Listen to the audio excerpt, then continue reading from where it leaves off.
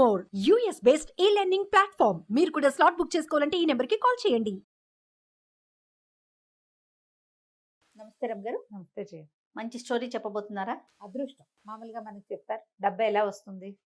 సిరిదా వచ్చిన వచ్చును సలలితముగా సా నారికేళ సలిలము భంగిన్ సిరిదా పోయిన పోవును కరిమింగిన వెలగ పండు కర్ణిని సుమతి. ఎలా వస్తుందో సిరి ఎట్లా వస్తుందంటే సలలితంగా, అసలు ఎట్లా వస్తుందో తెలియకుండా. నారికేళ సలిలం అంటే కొబ్బరికాయలోకి నీళ్ళు వచ్చినట్టుగా సిరి దానంతట అదే వచ్చేస్తుంది. సిరి పోతుంది. ఎలా పోతుంది? కరి మింగిన వెలగ పండు. కరి అంటే ఏనుగు మింగిన వెలగ పండు అని కాదు, వెలక్కాయ చూడడానికి చక్కగా ఉంటుంది. ఇవాళ భలే బరువుగా ఉంటుంది, బాగుంది అనిపిస్తుంది. రేపటి కొంచెం తేలికవుతుంది, ఎల్లుడు కొంచెం తేలికవుతుంది, అవతల అందులో ఏమీ ఉండదు. అవును, అంతా పోతుంది. ఎలా పోతుంది ఏమో, దానికి ఒక్క చిల్లు కూడా కనపడదు. ఏ చిల్లులోంచి అది బయటికి వెళ్ళిపోయిందో మనకు అర్థం కాదు. కొబ్బరికాయలోకి నీళ్ళు ఎటా వచ్చినాయో ఎటా తెలీదో, వెలక్కాయలో ఇచ్చి గుజ్జెటా పోయిందో అట్లా తెలీదు. డబ్బు అట్లా వచ్చి అట్లా పోతుంది. అదృష్టాలు కూడా అంతే. మనకు అదృష్టం వస్తుందా, కలిసి వస్తుంది. దేనివల్ల మనకు అదృష్టం కలిసి వచ్చిందని మనం భావిస్తామో ఒక దశలో దాన్ని విస్మరించేస్తాం జయ మనం. కొద్దిమంది ఉంటారు సడన్గా వచ్చిన అదృష్టాన్ని జ్ఞాపకం పెట్టుకుని దాన్ని జాగ్రత్తగా కాపాడతారు, ఇక దాన్ని వదిలిపెట్టరు. వీళ్ళు చాలా తక్కువ సంఖ్య ఉంటారు, గమనించండి. అవును, మన చుట్టుపక్కల సమాజాన్ని చూడాలి కదా మనం. అవును కదా. చాలా 1% పీపుల్ కూడా ఉండరు తమకి దక్కిన అదృష్టాన్ని ఎవరైతే మన జీవితంలోకి వెలుగు తెచ్చారో వాళ్ళని కానీ, ఆ విషయాన్ని కానీ, ఆ వస్తువుని కానీ జాగ్రత్త పరుచుకునే వాళ్ళు 1% కూడా ఉండరు. 100కి ఒకడు కూడా ఉండడు. లక్షల్లో ఒకడు ఉంటాడు. మిగిలిన వాళ్ళంతా చేజిక్కిన అదృష్టాన్ని నాశనం చేసుకునే వాళ్ళే. అది పెళ్ళాలో, మొగుళ్ళో, పిల్లలో, అత్తగారో, ఇలాగా బంధువుల్లో, స్నేహితులో, వ్యాపారంలో సహాయం చేసిన వాళ్ళు, పైకి రావడానికి మనం ఎక్కి రావడానికి మొదటి మెట్టుగా ఉపయోగపడిన వాళ్ళు, వీళ్ళందరినీ విస్మరిస్తాం మనం. మనుషుల లక్షణం. మనం ఏం చేసాం అని ఆలోచించుకోండి ఒకసారి. మనం కూడా మనకి లక్కీ స్టోన్గా, లక్కీ చమ్గా దొరికిన వాళ్ళని ఎవరినైనా అలా వదిలేసామా అని ప్రశ్నించుకోండి.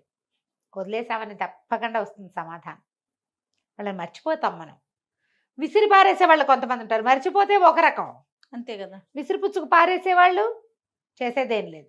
చిన్న చందమామ కథ చెప్తాం. ఈ మొత్తం పాఠం ఎందుకు చెప్పానంటే, మనం జీవితంలో ఎప్పుడూ చేసే పొరపాట్లు ఇవి. ప్రతి మలుపులో am I కరెక్ట్ అని ఒక ప్రశ్న ఉండాలి మనకి. నేను ఏదైనా తప్పు చేశానా, నేను సరిగ్గా ఉన్నానా అని మనం మన జీవితపు ప్రతి మలుపులోనూ ప్రశ్నించుకుంటే కరెక్షన్స్ సులువుగా కుదురుతాయి. మనం కరెక్ట్ చేసుకుంటుంటే మన పిల్లలకి కూడా ఆ కరెక్షన్ పద్ధతి అలవాటు అవుతుంది. మొదట్లో నేర్చుకోరు, కానీ 30 ఏళ్ళు వచ్చాక వాళ్ళకి తెలుస్తుంది అమ్మా నాన్న ఎలాంటి కరెక్షన్స్ చేసుకున్నారు, వీళ్ళు కూడా చేసుకుంటారు. ఎంత చెడిపోయినా ఏదో ఒక దశలో నిలబడి కరెక్ట్ చేసుకుంటారు. ఇది మనం అలవాటు చేసుకోవాల్సిన విషయం. అందుకోసం ఇంత పాఠం చెప్పాను అనమాట. కథ చెప్తాం. ఒక బెస్తవాడు ఉండేవాడట ఏదో దేశంలో. అయితే ఇతను ఏం చేసేవాడు, చిన్న బుట్టల్లాంటివి చెరువులో అక్కడక్కడ వదిలిపెట్టేవాడు. ఊతలు అని రాస్తారు, ఊత ఒక బుట్ట అన్నమాట. దానికి కర్రలు కట్టి వదిలిపెట్టేవాడు. ఆ కర్రలు పైకి తేలుండి అది ఎక్కడుందో కనపడుతూ ఉండేది. ఆ కర్రలు పైకి లాగితే ఆ బుట్ట వచ్చేసేది అనమాట. ఏది పడితే అది పడేది. ఏవో కొన్నిట్లో చేపలు పడేవి, కొన్నిట్లలో జల్లలు పడేవి, కొన్నిట్లలో పీతలు అవి కూడా చిక్కునేవి, నత్తగుల్లలు తినేవాళ్ళు కదా, తింటారు. అక్కడి నుంచి ఇతను ఏం చేసేవాడు, ప్రతిరోజు వేసేవాడు, ఒక రోజు ఒకటి ఏదో వచ్చేది. పెద్ద అంత పడిపోయే సొమ్మేం కాదు. ఇంట్లో వాళ్ళు తినడానికి బతకడానికి ఒక మాదిరిగా సరిపోయేది, బాగా చక్కగా సరిపోయేది కాదు. అదృష్టం ఎప్పుడు కలిసి రాలే వాడికి. ఓసారి 4 ఊతలు పెట్టి వాడు ఎక్కడికో పోయాడు. సాయంకాలం తిరిగి వచ్చాక ఆ ఊతలన్నీ పైకి లాక్కున్నట్ల బుట్టలాగా ఉంటుందట. లాగేసరికల్లా ఒక దాంట్లో 4 చిన్న చేపలు పడ్డాయి, ఓ దాంట్లో ఏమో 2 నత్తగుల్లలు ఏవో చిక్కుకున్నాయి, ఓ దాంట్లో ఏమీ లేదు, బురద లాంటిది ఉంది. ఒక దాంట్లో మాత్రం ఒక ముసలి డొక్కుగా ఉన్న ఒక ముసలావిడ పడి ఉంది. నీళ్ళల్లో కొట్టుకొచ్చి ఆ ఊతలో చిక్కుకుంది. ఊత బరువుగా ఉంటే అయ్యి బాబాయ్ పెద్ద పెద్ద చేపలు పడ్డాయి అనుకోండి, తీరా చూస్తే ఊసలు. అక్కడి నుంచి దిందుంపదేగా ఇది ఎక్కడి నుంచి వచ్చిందని దాన్ని కదిపి చూస్తే బతికే ఉంది. ఎండిపోయి బక్క డొక్కు పీచు కరడు కట్టిన ముసల్ది అని రాస్తాడనమాట కథలో. ఎండి బెరడు కట్టుకుపోయింది, దాన్ని నీళ్ళలోకి తోసేయబోయాడు. నాకెందుకు ఈ దరిద్రం, బతికుంటే అన్నం పెట్టద్దు, మనకే లేదు ఇక్కడ, పడేద్దాం అనుకున్నాడు. పట్టేసుకుని చెయ్యి, ఓరి బాబాబు పడేయకురా, నన్ను కాపాడు, నన్ను ఇంటికి తీసుకుపో, నీకు అదృష్టాన్ని కలిగిస్తాను అన్నది. అనేసరికల్లా అన్నాడు, నువ్వే అదృష్టం కలిగించేటట్టు ఈ నీళ్ళలో పడి సావటం ఎందుకు, నువ్వే బాగుపడచ్చు కదా అంటే, నేను అట్టా కాదురా, నేను ఎవరితోటి ఉంటే వాళ్ళని బాగు చేస్తా, నన్ను తీసుకెళ్ళి అన్నాడు. సరే అక్కడి నుంచి మోసుకుపోయాడు ఇంటికి. మోసుకెళ్ళాక ఏదో అన్నం వండుకున్నారు, కాస్త ఇంత గంజి ముసలిదాన్ని కూడా పూసారు. ఏం చెప్పింది, నువ్వు పని చెయ్యి, ఇంటి చుట్టూ చక్కగా ఒక 100 గొడ్లు ఉండేందుకు వీలుగా పెద్ద శాల ఒకటి నిర్మించుకో. నాకెందుకే ముసలిదాన్ని ఆ శాల, నాకు గొడ్డు లేదు గోద లేదు, చేపలు పట్టుకునేవాడిని నేను అన్నాడు. చేపలు పట్టుకునేవాడివైనా సరే రేపు సాయంత్రానికల్లా నీకు గొడ్డు గోద ఏర్పాటు అవుతుంది అనేసరికల్లా వీడు ఓ పల్లెటూరులో ఓ పక్కన ఎక్కడో ఉంటాడు. వాడి ఇంటి పక్కగా ఉన్న ఒక పెద్ద ఖాళీ స్థలం వాళ్ళదే, ఊరికే ఆ ఊళ్ళలో ఏం పెద్ద పట్టించుకునేవాళ్ళు కాదు. చుట్టూత పెద్ద కోరడిలాగా తుంగపాతి, దానికి రకరకాల తాళ్ళు అల్లి, మొత్తానికి ఒక పెద్ద విశాలమైన మైదానం విత్ కవర్డ్ ఏరియా అనమాట, అదంతా ఏర్పాటు చేయాలి.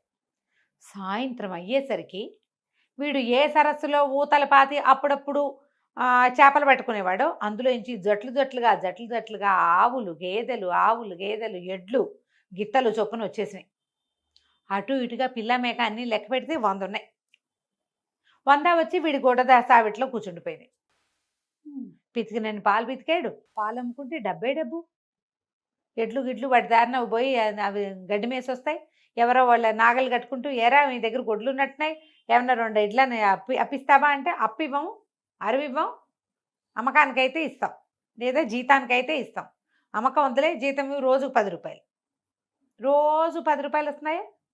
ఒక ఎడ్ల జతకి 10 వస్తే 10 ఎడ్ల జతలకి ఎన్ని వచ్చును, పొళ్ళని వస్తాయా?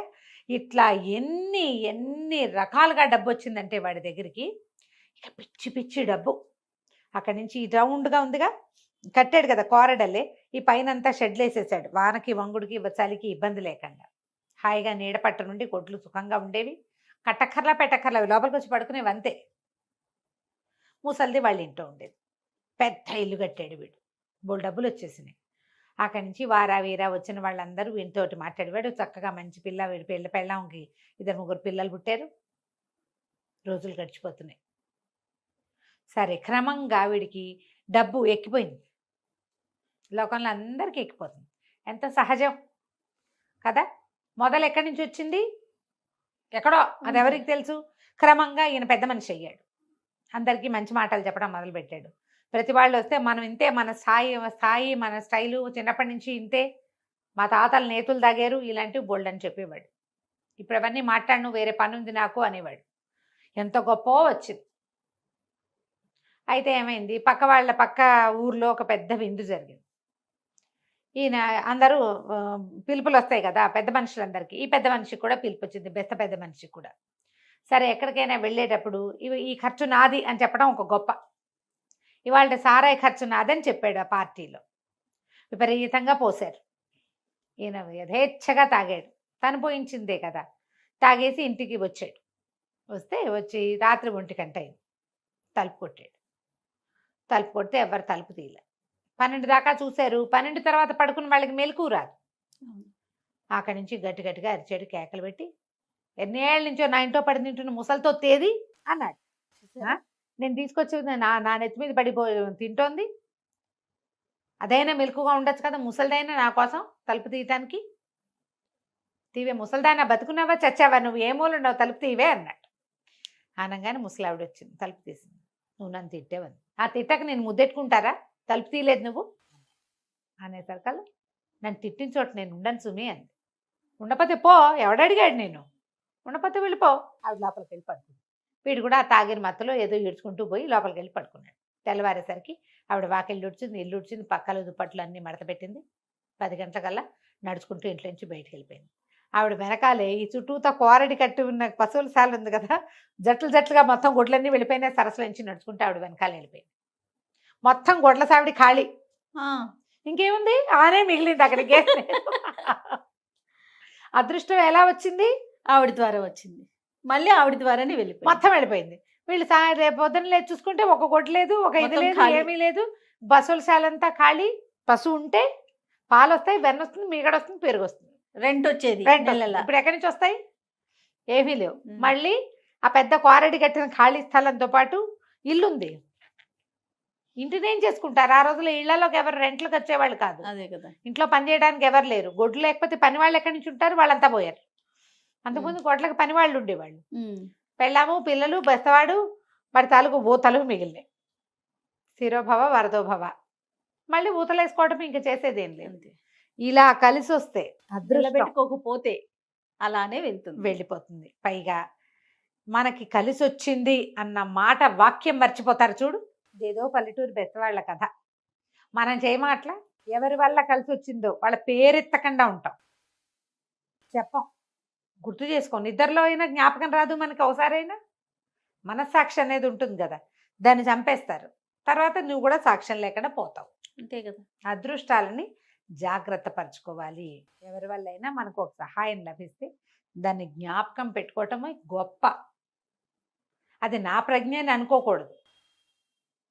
ఆ జ్ఞాపకం పెట్టుకుంటే నువ్వు డౌన్ టైర్తున్నట్టు, ఏదో మోడెస్టీ, వినయంతో ఉన్నట్టు. అంతే కదా. వినయంతో ఉన్నవాడికి సమస్తము వినపడతాయి. సమస్తము వింటుంది ప్రపంచం. వినయశీలి యొక్క మాట వింటుంది.